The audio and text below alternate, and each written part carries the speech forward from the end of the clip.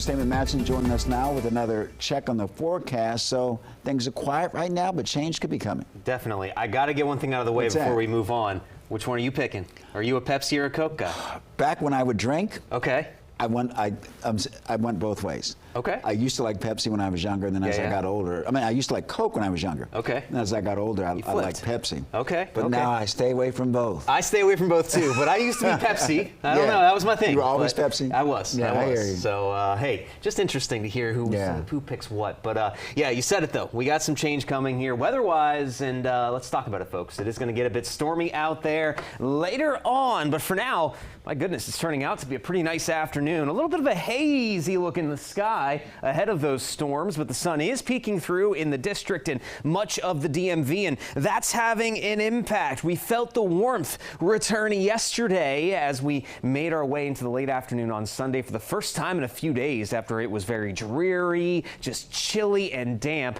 And today, look at this, we are well into the middle 60s, and we're already starting to see a couple of locations approach 70 as we head into the early afternoon, and many of us will get there in the 70s before the day is done. This is far outpacing our warming trend that we had on Sunday when it felt decently comfortable. So yes, enjoy this, folks. The warmth has finally made its return before we see any bit of rain and storms later on. And this is partly the reason, again, those clouds that were around earlier this morning, they moved on to the east. Yes, we still do have some very high, thin clouds that's going to filter that sun a little bit, but that sun should still break through enough that we have those temperatures continuing to rise. Now, do not let this make you have your guard down for later this evening, because it's just going to change just like that. Check it out. We will continue to see this clearing, more sunshine as we head straight through the mid and late afternoon. 5 o'clock still looking fantastic, extremely quiet,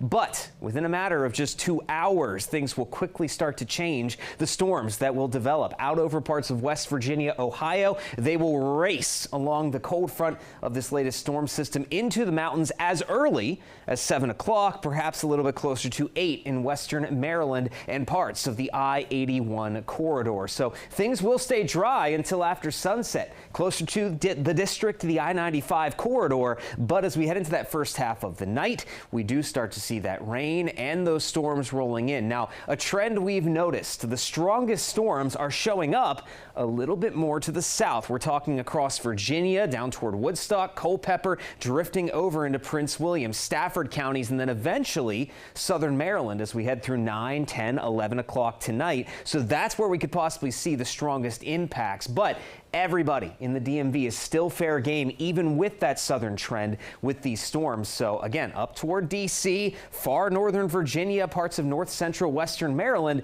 we could also see things get a bit noisy out there before the night is done. But just as quickly as these arrive, they're long gone. By midnight, 1 o'clock, any thunderstorms that are out there will already be off to the east past the Chesapeake Bay. We'll just have a few lingering showers as we head into your Tuesday morning. So if any storms that develop do turn strong to severe, we're talking about the threat of gusty winds and hail. Those will be the two primary concerns here.